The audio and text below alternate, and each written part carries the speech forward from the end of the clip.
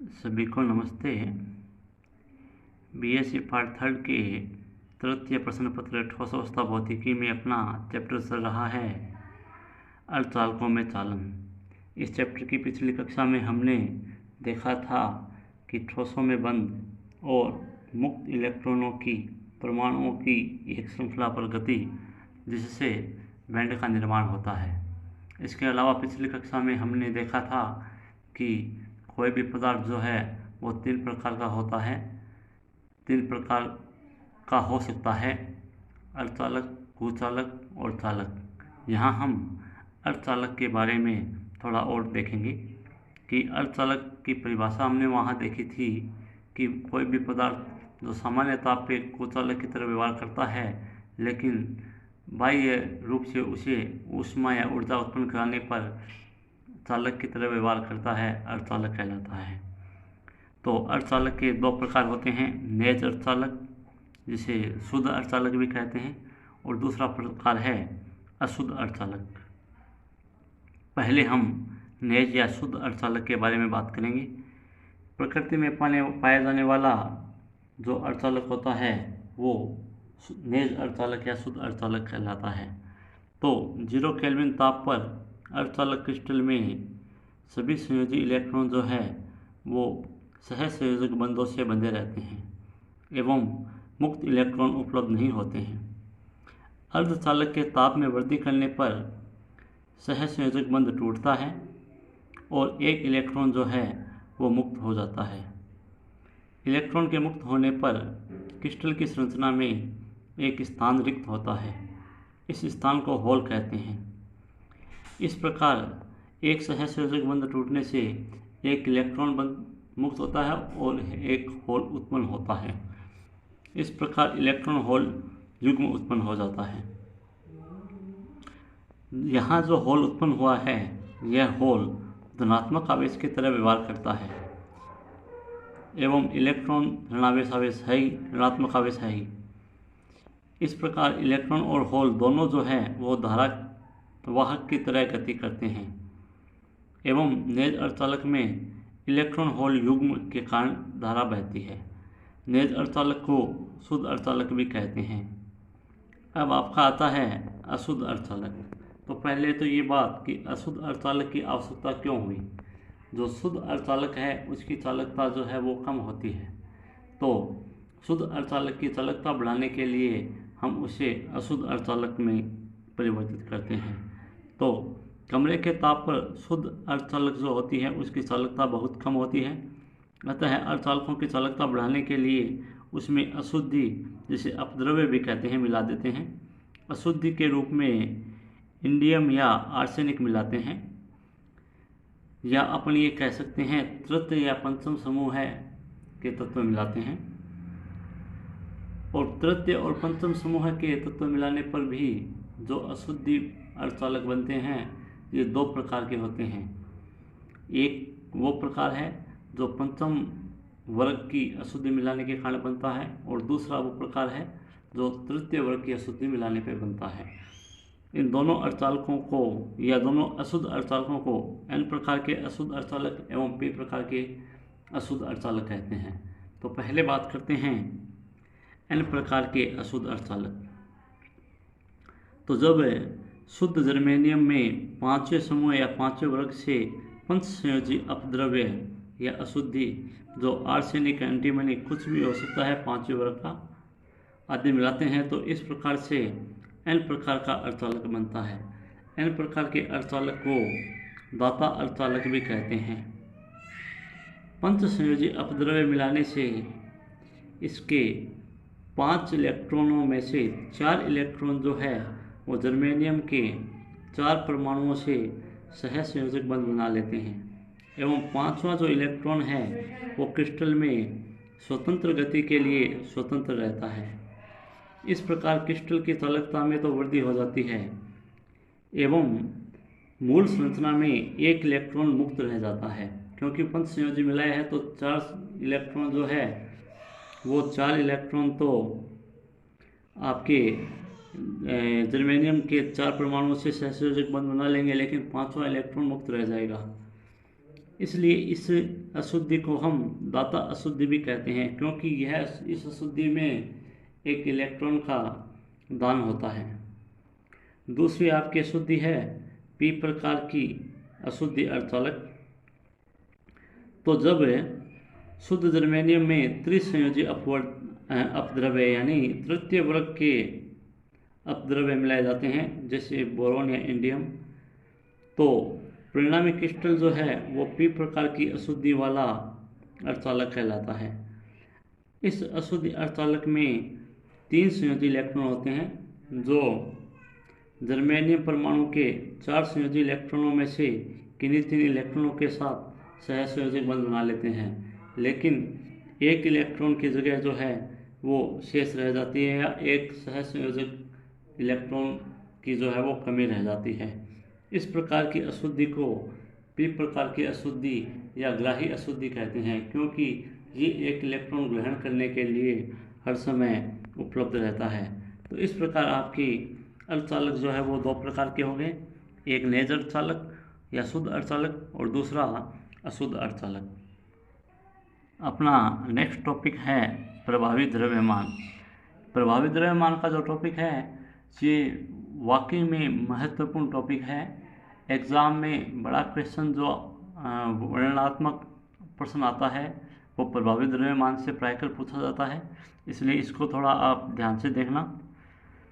जब कोई कण प्रभावी द्रव्यमान के लिए अपन स्टार्ट करें हैं, जब कोई कण इलेक्ट्रॉन या होल दोनों में से हो सकता है, ऊर्जा बैंड में गति करता है। यहाँ ऊर्जा बैंड भी चालन बैंड या संयोजकता बैंड दोनों हो सकते हैं। तो ऊर्जा बैंड में गति करता है तो इस कण का वेग और त्वरण जो है वो बाह्य बल के कारण लगेगा। इस कण का वेग और त्वरण बैंड के सभी स्थानों पर समान नहीं रहता है, और ऊर्जा बैंड में कण का यह व्यवहार जो है, यह व्यवहार प्रभावी द्रव्यमान के आधार पर समझा सकते हैं, या ऊर्जा बैंड में इस कण के इस व्यवहार की जो व्याख्या है वो प्रभावी द्रव्यमान के आधार पर की जाती है। दे ब्रोगली के अनुसार, क्वांटम में पढ़ी थी दे ब्रोगली परिकल्पना, उसके अनुसार इलेक्ट्रॉन को एक तरंग पैकेट की तरह मानते हैं, तो इस इलेक्ट्रॉन का वेग जो है वो समूह वेग Vg के बराबर होता है। Vg का जो मान होता है वो d ओमेगा अपॉन dk है। यहाँ ओमेगा आपकी कोणीय आवृत्ति है, और इसकी ऊर्जा जो है वो ऊर्जा E बराबर h कट ओमेगा, तो यहाँ ओमेगा का मान आ जाएगा E अपॉन h। तो ये जो ओमेगा का मान है ये मान यहाँ रख देंगे, तो Vg का मान आ जाएगा d अपॉन dk, ओमेगा का की जगह E अपॉन h आ गया, h बाहर आ गया, de अपॉन dk सामान्य रूप है समीकरण 1। यहाँ de अपॉन dk का मान लेंगे तो h कट Vg ले लेंगे, कोई दिक्कत नहीं है।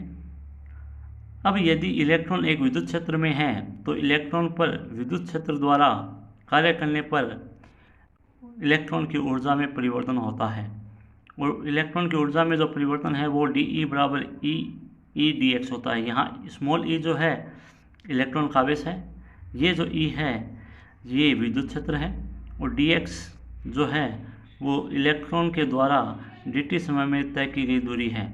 दूरी बराबर साल गुणा समय, वो फॉर्मूला लग गया, तो दूरी साल जो है वो Vg है, इलेक्ट्रॉन का वेग dt समय है, तो dx का मान जो है वो Vg dt हो सकता है, ये मान रख दिया, तो de का मान मिल गया E Vg dt। और अब यहाँ आपका जो है वो Vg का जो मान है, इस Vg का मान, ये Vg का मान यहाँ से रख दिया है, ये मान यहाँ पे रख दिया है समीकरण 2। लेकिन यहाँ ऊर्जा जो है वो k की फलन है, इसलिए इसका अवकलन k के सापेक्ष कर सकते हैं, इसलिए de का जो मान है वो de अपॉन dk गुणा dk के रूप में लिखा जा सकता है। तो अब यहाँ आपका एक तो de का मान ये मिल गया और दूसरा de का मान ये है। इन दोनों समीकरण और 2 और 3 की तुलना कर देते हैं, तो de बटा dk इंटू dk बराबर E upon h de upon dk dt मान हो गया, सामान्य रूप है, हल कर लिया। dk अपॉन dt बराबर E अपॉन h, इसको अधिकतम हल कर लेते हैं तो h cut dk upon dt बराबर E लेकिन आप जानते हो बल जो है वो संवेग में परिवर्तन की दर होती है, और विद्युत क्षेत्र में इलेक्ट्रॉन पे जो लगने वाला बल है वो F बराबर ई होता है। यहाँ ई पुनः देख लीजिए, इलेक्ट्रॉन का आवेश है, और ये जो ई है ये ई विद्युत क्षेत्र है। यहाँ जो P है ये P इलेक्ट्रॉन का संवेग है, और F जो है वो इलेक्ट्रॉन पे लगने वाला बल है। तो किसी क्रिस्टल में गतिशील इलेक्ट्रॉन का जो त्वरण है वो हम समीकरण 1 का अवकलन करके प्राप्त करते हैं। समीकरण 1 जो है वो आपको त्वरण को दर्शाती है, और त्वरण जो है वो वेग में परिवर्तन की दर के बराबर होता है न्यूटन के नियम से। तो त्वरण जो है वो वेग में परिवर्तन की दर आ गया। ये इस Vg का जो मान है वो समीकरण 1 में ये है, ये रख दिया, तो Vg का मान रख दिया, इसको हल कर लिया, h बाहर आ गया, 1/h cut del square E upon del K del T. यहाँ हमने आपके D E upon D T एक एक्स्ट्रा लगाया है। यहाँ देखिए डेल की है, जबकि यहाँ डेल के स्क्वायर है, तो यहाँ हमने एक D E upon del E upon del K extra लगाया है। तो एक्स्ट्रा लगा सकते हैं, कोई दिक्कत नहीं है। और एक्स्ट्रा लगा के इस D E upon D T का जो मान है वो हमने समीकरण 4 से रख दिया है। तो ये मान आपका समीकरण 4 से रखते ही आपके आ गया, ए का मान है 1/h cut del square E upon del के square E upon H cut. लेकिन हम जानते हैं त्वरण जो होता है वो बल बटे द्रव्यमान होता है। F बराबर ma वाला फॉर्मूला है, तो A बराबर F/m। यहाँ m स्टार जो लिया है वो प्रभावी द्रव्यमान लिया है। F का जो मान है वो E/m हो गया, और ये A का जो मान है वो इस समीकरण में रखा हुआ है आपके पास, या ये A बराबर ये है, तो ये A का मान एक तो ये हो गया, और एक A का मान आपका ये हो गया। तो इन दोनों मानों की तुलना हो गई। दोनों मानों की तुलना करने पर हम देखते हैं कि m स्टार का जो मान मिलता है वो है h cut square upon del square E upon del के स्क्वायर, समीकरण 6। समीकरण 6 में m स्टार जो है वो प्रभावी द्रव्यमान कहलाता है। m स्टार का जो मान है वो ऊर्जा E व K के मध्य खींचे गए विक्षेपण वक्र की वक्रता पर निर्भर करता है, और स्वतंत्र इलेक्ट्रॉन के लिए जो ऊर्जा E का मान होता है वो होता है E बराबर h कट स्क्वायर के स्क्वायर बटा 2m। इसका हम 2 बार K के सापेक्ष अवकलन करते हैं तो मान मिल जाता है h कट स्क्वायर बटा m। समीकरण 6 और 7 की तुलना करें तो m स्टार बराबर m, यानी प्रभावी द्रव्यमान जो है वो सामान्य द्रव्यमान के बराबर होता है। लेकिन एक इलेक्ट्रॉन जो क्रिस्टल में है उसके लिए विक्षेपण संबंध जो आपका अभी मिला है E बराबर h स्क्वायर के स्क्वायर बटा 2m, ये नहीं लिखा जाता है। प्रभावी द्रव्यमान की जो समीकरण है वो इस प्रकार दी जाती है, E बराबर h कट स्क्वायर के स्क्वायर बटा 2m, समीकरण 8।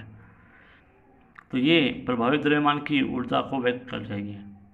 यहाँ हमने जो ऊपर समीकरण 6 ज्ञात की है, यही प्रश्न पूछा जाता है कि किसी क्रिस्टल में गतिशील इलेक्ट्रॉन के लिए प्रभावी द्रव्यमान का सूत्र व्युत्पन्न कीजिए।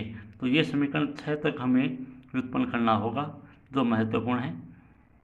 चलते हैं आगे कि एक इलेक्ट्रॉन जो क्रिस्टल में है उसके लिए आपका प्रभावी द्रव्यमान की जो ऊर्जा है वो समीकरण 8 द्वारा दी जाती है।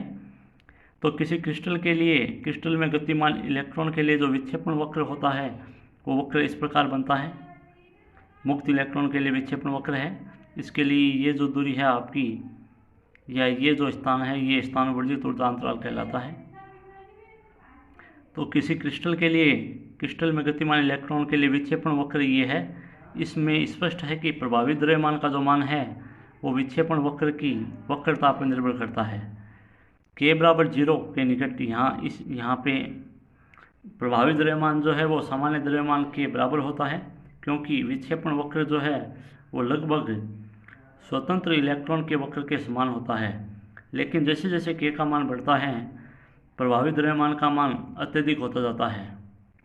ये जो प्रभावी द्रव्यमान की अवधारणा है ये बहुत ही महत्वपूर्ण है, क्योंकि जब अपूर्ण भरे हुए बैंडों के कारण अधिकतर विद्युतीय गुणधर्म जो हैं वो उन इलेक्ट्रॉनों के कारण होते हैं जो फर्मी तल के निकट होते हैं, और ऐसी स्थिति में स्वतंत्र इलेक्ट्रॉन के लिए कुछ भौतिक राशियाँ जैसे फर्मी ऊर्जा, ऊर्जा घनत्व, ऊष्माधारिता, ऊष्मा चालकता, इनके लिए हम द्रव्यमान को प्रभावी द्रव्यमान से प्रतिस्थापित कर सकते हैं। तो ये आपका प्रभावी द्रव्यमान था। इसके लिए समीकरण 6 और ये जो वक्र अभी है आपका विक्षेपण वक्र, दोनों महत्वपूर्ण हैं, बड़े क्वेश्चन के बारे में पूछे जाते हैं। धन्यवाद।